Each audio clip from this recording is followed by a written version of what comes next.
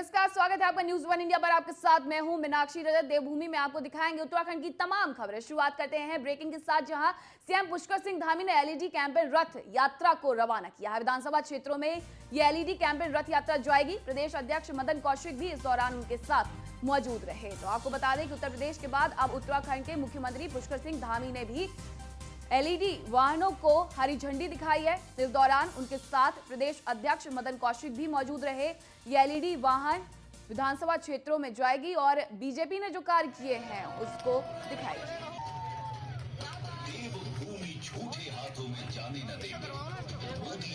तस्वीरों में आप देख सकते हैं प्रदेश अध्यक्ष मदन कौशिक समेत तमाम नेता यहां मौजूद रहे और मुख्यमंत्री हरीश धामी ने झंडी दिखाकर एलईडी प्रचार वाहनों को रवाना किया है। कैंपेन रथ यात्रा को यहां से रवाना किया गया है और इस दौरान पार्टी के तमाम बड़े नेता मौजूद रहे।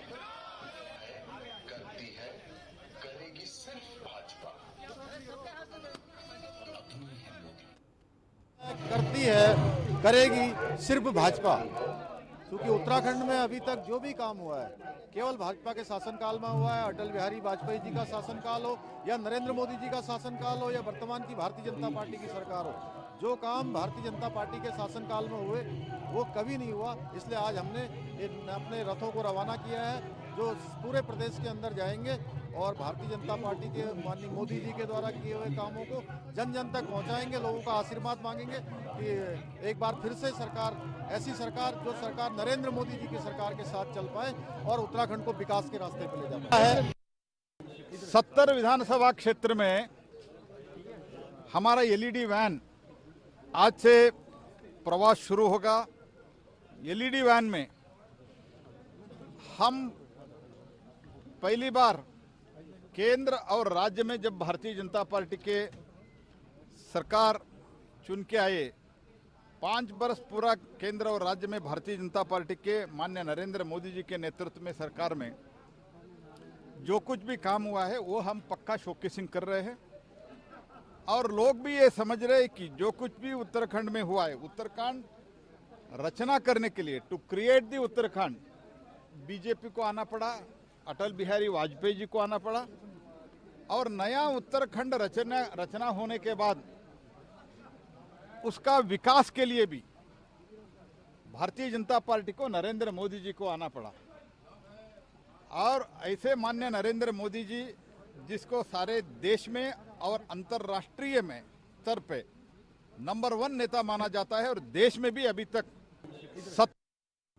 और उत्तराखंड में कांग्रेस प्रत्याशियों की पहली लिस्ट का ऐलान हो गया है। कांग्रेस की पहली लिस्ट में 53 उम्मीदवारों के नाम हैं। लिस्ट में 20 ठाकुर हैं, 3 महिलाएं हैं, 2 मुस्लिम प्रत्याशी शामिल हैं। तो वहीं हरीश रावत की सीट का अभी तक कोई ऐलान नहीं हुआ है। गणेश गोदयाल को श्रीनगर सीट से टिकट मिला है तो प्रीतम सिंह चक्राता से प्रत्याशी होंगे। वहीं यशपाल आर्य बाजपुर से प्रत्याशी होंगे। तो ये बड़ी खबर आपको बता रहे हैं, जहां बड़े लंबे इंतजार के बाद कांग्रेस की लिस्ट भी आ गई है और प्रत्याशियों की जो पहली सूची उत्तराखंड चुनावों के लिए आई है उसमें 53 सीटों पर उम्मीदवार उतारे गए हैं। हालांकि पूर्व मुख्यमंत्री हरीश रावत कहां से चुनाव लड़ेंगे अभी भी इस पर संदेह बना हुआ है, सस्पेंस बना हुआ है। वहीं अनुकृति गोसाई और हरक सिंह रावत अभी कुछ दिन पहले ही कांग्रेस में शामिल हुए हैं। उन्हें टिकट मिलेगा या नहीं मिलेगा और अगर मिलेगा तो कहां से मिलेगा, इस पर सस्पेंस बरकरार।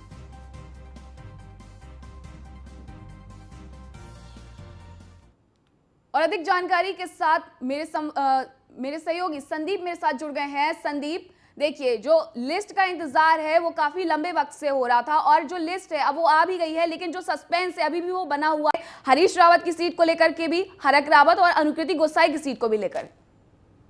जी बिल्कुल, देखिए लंबी आखिरकार कांग्रेस ने कल देर रात अपनी 53 प्रत्याशी कहीं ना कहीं जारी कर दी है।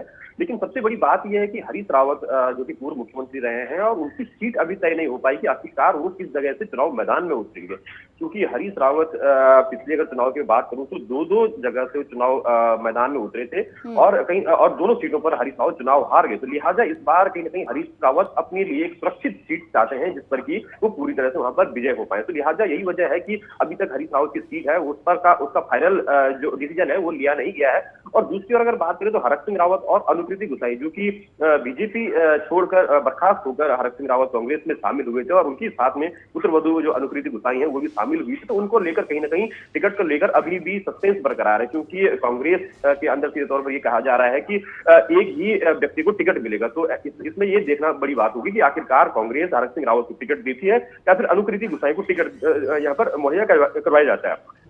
सबसे बड़ी बात ये कि जो डोईवाला हॉट सीट है वो अभी भी रिक्त रखी गई है और इसके अलावा जो कोटद्वार सीट है वो भी अभी भी खाली रखी गई है। तो इसमें अभी भी संशय बरकरार है कि आखिरकार अनुकृति गुसाई जिस सीट से टिकट मांग रही है, क्या उसी सीट पर उन्हें टिकट मिलता है या फिर कहीं अन्य जगह से उन्हें चुनाव मैदान में उतारा जा सकता है। सूत्रों के हवाले से ये भी बताया जा रहा है कि हरक सिंह रावत को चौबट्टा खाल से चुनाव मैदान में उतारा जा सकता है, क्योंकि चौबट्टा खाल की अगर बात करूं तो सतपाल महाराज वहां पर ऑलरेडी चुनाव मैदान में है, पिछली बार वो वहां से विधायक भी रह चुके हैं और इस बार भी सतपाल महाराज को चौबट्टा खाल से ही बीजेपी ने टिकट दिया है। तो कहीं ना कहीं इस पर भी कयास लगाए जा रहे हैं। हालांकि अभी कांग्रेस की दूसरी लिस्ट होने में महज 24 घंटे का अनुमान लगाया जा रहा है कि जल्द से जल्द वो लिस्ट भी जारी हो जाएगी, तो उसमें हरीश रावत की जो सीट है उस पर कहीं ना कहीं फाइनल तय हो जाएगी कि आखिरकार उन्हें किस जगह से चुनाव लड़ना है। जी बिल्कुल संदीप, देखिए स्क्रीनिंग कमेटी की जो बैठक है सबसे पहले उसे कांग्रेस ने शुरू किया, जो उम्मीदवार थे उनके इंटरव्यू भी किए गए, बावजूद इसके जो सबसे बाद में लिस्ट आई वो आई किसकी, कांग्रेस की, और उसमें भी उन्होंने 70 विधानसभा सीटों पर अभी तक घोषणा नहीं की है, 53 सीटों पर ही लेकर के आए हैं। क्यों देरी हुई, क्या वजह रही, और ये जो दूसरी लिस्ट आएगी तो क्या इसमें भी 24 घंटे जैसे आपने बताया उससे भी ज्यादा का समय लग सकता है, ऐसी कोई संभावना? जी बिल्कुल, देखिए चूंकि जो पहली लिस्ट में तकरीबन हम कह सकते हैं कि 5 बार की स्क्रीनिंग कमेटी की जो बैठक हुई थी और उसके बाद जो सभी नाम थे वो सीएससी को भेज दिए गए थे, लेकिन जिस तरह से माना ये जा रहा था कि हरीश रावत और प्रीतम सिंह में लगातार विवाद चल रहा था कि वो आखिरकार अपनी जो मन पसंदीदा जो उम्मीदवार थे उनके नामों को वो उन पर मुहर लगवाए। तो यही बड़ी वजह रही थी कि हरीश रावत ने भी अपने नाम भेजे थे और प्रीतम सिंह ने भी अपने जो गुट के जो तमाम जो उम्मीदवार थे उनके नाम भेजे थे और उन पर सहमति वहां पर नहीं बन पाई थी। तो ऐसे में कहीं ना कहीं अब इस लिस्ट को फिलहाल देखा ये जा रहा है कि हरीश रावत गुट के ज्यादातर लोगों को यहाँ पर टिकट दिया गया है, लेकिन कहीं ना कहीं अभी भी ऐसी सीटें हैं जिन पर की पेज जरूर फंसा हुआ है, तो उसकी जो लिस्ट है वो भी सीएससी को वहां पर जरूर दे दी गई है। तो उम्मीद जताई जा रही है कि अगले 24 घंटे से ज्यादा का वक्त जरूर यहाँ पर लग सकता है, जिसमें कि जो फाइनल लिस्ट है वो यहाँ पर जरूर आएगी। तो ऐसे में हम कह सकते हैं सीधे तौर पर कि जो कांग्रेस के अंदर खाने की जो फूट है तो इन टिकटों को लेकर भी जरूर देखी जा सकती है कि धड़ों वाइज कहीं ना कहीं टिकट इस बार दिए गए हैं। जी संदीप, आप हमारे साथ बने रहिए, दर्शकों को खबर बता देते हैं, उसके बाद आपका रुख करते हैं। और कांग्रेस ने जारी की है 53 प्रत्याशियों की जो ये पहली लिस्ट, उसके बाद भी आपको बता दें कि अभी भी कुछ सीटों पर पेच फंसा हुआ है। कांग्रेस ने 53 प्रत्याशियों की लिस्ट हालांकि जारी कर दी है। 3 विधानसभाओं पर सिटिंग विधायकों के टिकट पर मोहर लगी है, तो वहीं मंगलौर से काजी मोहम्मद निजामुद्दीन को उम्मीदवार बनाया गया है, भगवानपुर से ममता राकेश और कलियर से फुरकान अहमद को टिकट मिला है। रुड़की, खानपुर और झबरेड़ा के दावेदारों को इंतजार करना होगा। तो लगातार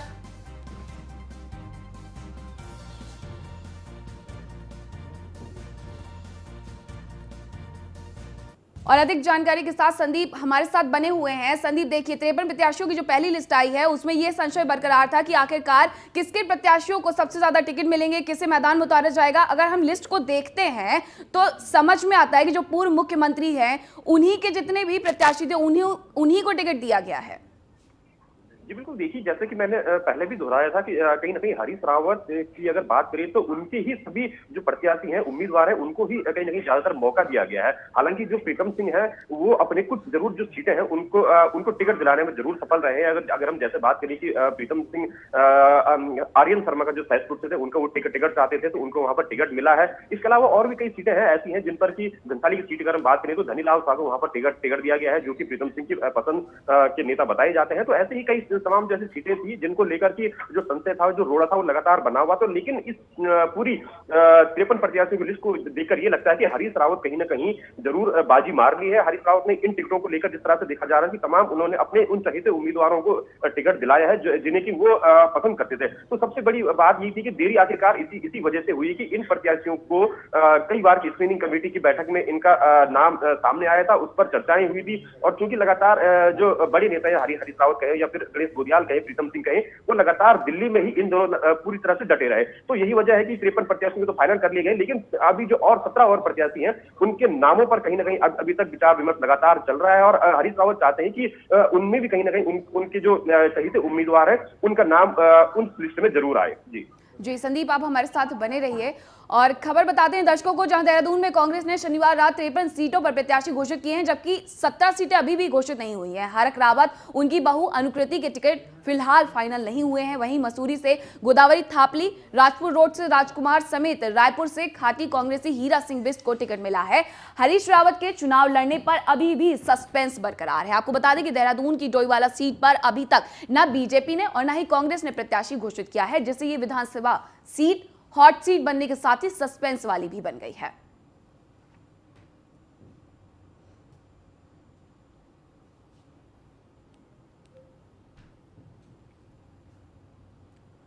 और एक बार फिर से संदीप का रुख कर लेते हैं। संदीप, देखिए जो डोईवाला सीट है वो हॉट सीट बनी हुई है, ना वहां से बीजेपी ने अपना प्रत्याशी घोषित किया है और ना ही कांग्रेस ने। वजह क्या है? जी बिल्कुल, देखिए चूंकि डोईवाला की अगर मैं बात करूं तो इस सीट पर त्रिवेंद्र सिंह रावत जो कि पूर्व मुख्यमंत्री थे वो चुनाव वहां पर मैदान में थे, लेकिन उसके बाद जिस तरह से उन्होंने सीधा आलाकमान को अपना पत्र लिखा था कि वो अब चुनाव नहीं लड़ना चाहते हैं, तो ऐसे में कहीं ना कहीं अब बीजेपी के लिए मुश्किल ये खड़ी हो गई थी कि आखिरकार इस सीट पर किसे प्रत्याशी बनाए। तो सबसे बड़ी बात ये भी सामने आ रही थी कि ऋषिकेश से प्रेमचंद्र अग्रवाल को कहीं ना कहीं यहाँ पर भेजा जा सकता था, लेकिन अब उनको ऋषिकेश से ही टिकट दे दिया गया है। तो ये ऐसे में अब संशय इसमें ये बरकरार है कि आखिरकार डोईवाला जैसी हॉट सीट पर किस उम्मीदवार को यहाँ से मजबूती में उतारा जाए, क्योंकि कांग्रेस ने भी अभी तक अपना उम्मीदवार यहां पर नहीं उतारा है। तो लेकिन ये बात भी सामने आ रही है कि कांग्रेस हरक सिंह के नाम पर कहीं ना कहीं यहां पर अपना जो पैंतरा है वो जरूर खेल सकती है। लेकिन फिलहाल अगर बीजेपी की ओर की अगर बात करें तो बीजेपी ने भी अपना कोई प्रत्याशी वहां पर नहीं वहां पर बिठा पाई है, क्योंकि डोईवाला कहीं ना कहीं एक हॉट सीट जरूर मानती है। दूसरी ओर अगर बात करूं तो डोईवाला से लगती हुई जो रायपुर सीट है उस पर भी कहीं ना कहीं अभी तक प्रत्याशी के नाम जो है फाइनल नहीं हो पाया है, क्योंकि उम्मीद शर्मा काऊ थे जो पिछली बार जो विधायक भी वहीं से थे वो सीधे तौर पर बीजेपी में ही अब है, क्योंकि उनके बारे में कहा जा रहा था कि वो कांग्रेस में आ सकते हैं और कांग्रेस उन्हें रायपुर से मैदान में उतार सकती है। लेकिन कहीं ना कहीं बीजेपी ने उन पर भरोसा दिखाया है और उन्हें रायपुर से ही चुनाव मैदान में भेजा। तो ऐसे में अब कहीं ना कहीं कांग्रेस के पास हीरा सिंह बिष्ट ऐसे विकल्प है जिन्हें वो कहीं ना कहीं या तो डोईवाला से चुनाव मैदान में उतार सकते हैं या फिर रायपुर से वो चुनाव मैदान में उतार सकते हैं। ये जरूर देखने वाली बात होगी। जी संदीप, आप जुड़े रहिएगा हमारे साथ। तो कांग्रेस की पहली सूची में 53 प्रत्याशियों के नाम शामिल हैं, जिनमें पौड़ी की 6 विधानसभा सीटों में से कांग्रेस ने 4 सीटों पर अपने प्रत्याशी उतारे हैं। चौबट्टा खाल, लैंसडाउन सीट पर कांग्रेस ने प्रत्याशियों की घोषणा अब तक नहीं की है। वहीं पार्टी ने कोटद्वार विधानसभा से पूर्व मंत्री सुरेंद्र सिंह नेगी पर विश्वास जताया और पौड़ी सीट से नवल किशोर को भी टिकट दिया। इसके अलावा यमकेश्वर से शैलेंद्र रावत, श्रीनगर विधानसभा से प्रदेश अध्यक्ष गणेश गोदियाल को टिकट दिया गया है। और संदीप हमारे साथ लगातार जुड़े हुए हैं। संदीप का एक बार फिर से रुख कर लेते हैं। संदीप, देखिए लैंसडाउन वो सीट जहां से अनुकृति गोसाई के लिए हरक सिंह रावत लगातार टिकट की मांग कर रहे थे, अभी भी उस पर घोषणा नहीं हुई है कि कौन चुनावी मैदान में होगा। क्या लगता है, क्या कुछ होने वाला है लैंसडाउन सीट को लेकर के?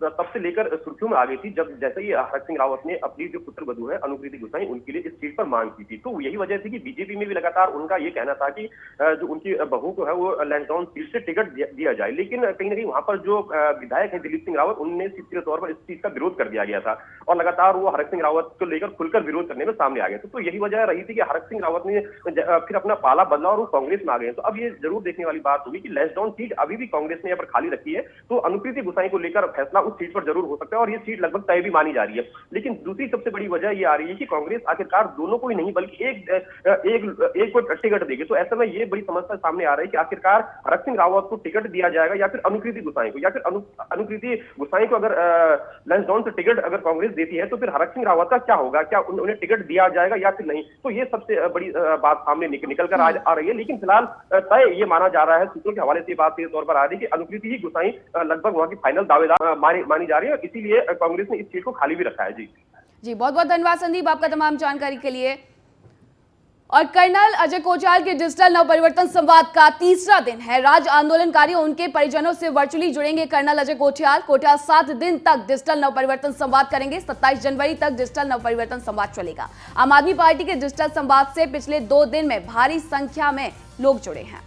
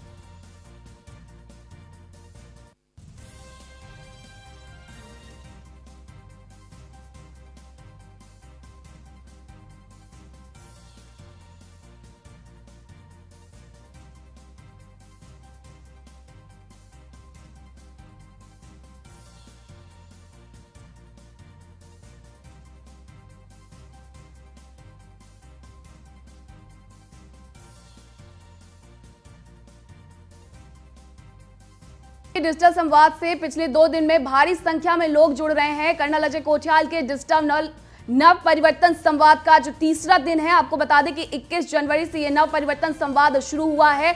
21 से लेकर के 27 जनवरी तक यह नव परिवर्तन संवाद चलेगा। खबर मसूरी से, जहां एसडीएम नरेश दुर्गापाल ने लंबित प्राइवेट एस्टेट की नोटिफाइड और डी नोटिफाइड को लेकर वन विभाग, नगर पालिका परिषद समेत देहरादून विकास प्राधिकरण और सर्वे ऑफ इंडिया के अधिकारियों के साथ बैठक की है। इस दौरान लंबित नोटिफाइड और डी नोटिफाइड एस्टेट के सर्वेक्षण को लेकर आ रही दिक्कतों का समाधान को लेकर चर्चा की गई। वहीं सर्वे ऑफ इंडिया के अधिकारियों ने बताया कि उनके तरफ से 218 प्राइवेट एस्टेट में से 75 एस्टेट के सर्वेक्षण का नक्शा वन विभाग को सौंप दिया गया है। साथ ही 42 एस्टेट को छोड़कर अन्य प्राइवेट एस्टेट का सर्वेक्षण कर नक्शा बनाने का काम किया जा रहा है। जो कुछ तकनीकी दिक्कतों के कारण अभी पूरा नहीं हो पाया, उसे जल्द पूरा कर लिया जाएगा। मसूरी जो हमारा शहर है, इसमें जो प्राइवेट स्टेट्स हैं वह 218 प्राइवेट स्टेट्स हैं, जिनका काफ़ी लंबे समय से ये इश्यूज है कि इसमें प्राइवेट फॉरेस्ट है तो वो नोटिफाइड फॉरेस्ट के रूप में उसको किया जाना था, शेष एरिया डी नोटिफाई किया जाना है। तो उसमें बहुत पहले से पिछले 2 सालों से साथ एक्सरसाइज चल रही है। सर्वे ऑफ इंडिया ने अब सारे प्राइवेट स्टेट्स के जो मैप हैं वो तैयार किए हैं। उसमें जो फॉरेस्ट वाला एरिया है वो अलग चिन्हित किया है और जो बिना फॉरेस्ट का एरिया है वो अलग कर लिया है। उस पर एक कमेटी बनी थी जो मेरे से पहले एसडीएम साहब उन्होंने बनाई थी। तो आज उस कमेटी की हमने बैठक की है। अभी 75 मैप्स मिले हैं हमको सर्वे ऑफ इंडिया से। अब उसका हमने ग्राउंड पर सर्वे भी वो करा लिया है, सत्यापन। मसूरी जो और कालाजूंगी में विधानसभा चुनावों के मद्देनजर तहसील प्रशासन ने कमर कस ली है। तहसील परिसर में बैरिकेडिंग कर दी गई है। एसडीएम रेखा कोहली का कहना है कि नामांकन की प्रक्रिया 21 जनवरी से शुरू हो चुकी है और तहसील में अब तक 15 नामांकन पत्रों की बिक्री हुई है। वहीं सुरक्षा की सभी व्यवस्था भी पूरी कर ली गई है। सीओ रामनगर, एसओ कालाजूंगी और एसओ मुखानी की तरफ से फोर्स तैनात कर दी गई है।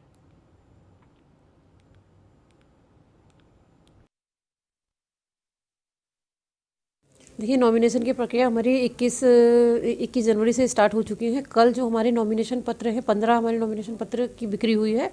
अभी तक किसी के द्वारा भी अपना नामांकन दर्ज नहीं कराया गया है। बाकी हमारी जो यहाँ पर सुरक्षा व्यवस्था है सारी चाक चौबंद है। हमारी सीओ रामनगर, एसओ कालाडूंगी और एसओ मुखानी, इनके द्वारा यहाँ पर अपनी फोर्स लगाई गई है।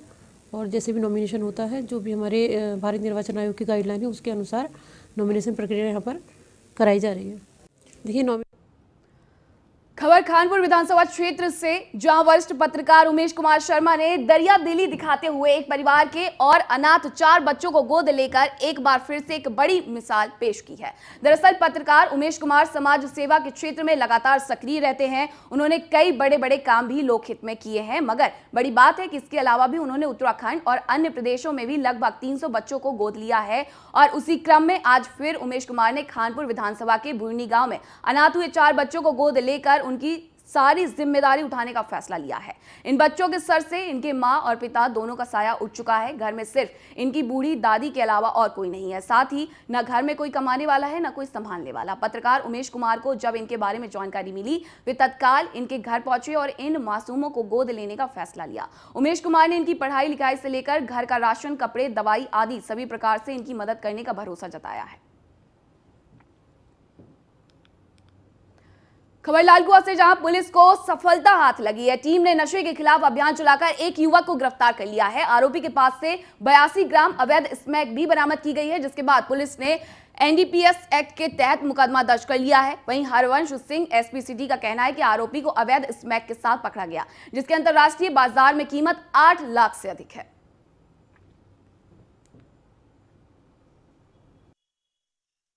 कल जो हमारा नशे के विरुद्ध अभियान चलाया जा रहा है, उसमें कल हमारे थाना लालकुआ और एसओजी टीम के संयुक्त अभियान में बाबू हसन नाम के व्यक्ति को गिरफ्तार किया गया है, जिसके पास से 82 ग्राम स्मैक बरामद हुई है, जिसकी अंतर्राष्ट्रीय बाजार में कीमत लगभग 8.5 लाख रुपए है। और जो ये बाबू हसन है, यही लालकुआ का मदीना कॉलोनी का रहने वाला है। और जो हमारा पुलिस का अभियान है अवैध नशे के विरुद्ध और शराब के विरुद्ध, ये लगातार जारी रहेगा। कल जो हमारा नशे के विरुद्ध अभियान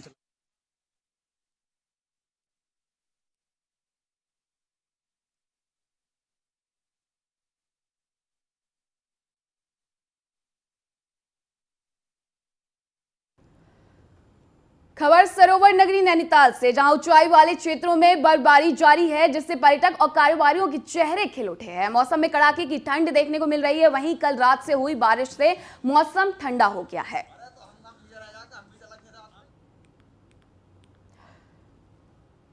कारोबारियों में खुशी देखने को मिल रही है। दरअसल नैनीताल में बर्फबारी हुई है, जिसकी वजह से काफी संख्या में पर्यटक यहां पहुंच रहे हैं और हल्की बारिश के बाद हालांकि यहां ठंड भी बढ़ गई है।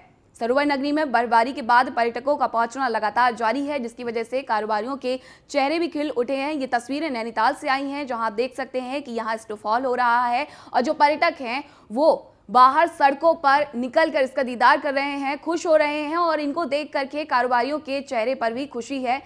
आपको बता दें कि हल्की बारिश हुई है, जिसकी वजह से यहाँ पर ठंड भी बढ़ गई है और साथ ही बर्फ गिरने की वजह से भी ठंड बढ़ गई है और उत्तरी मैदानी जो इलाके हैं वहां पर भी इसकी वजह से ठंड बढ़ते जा रही है।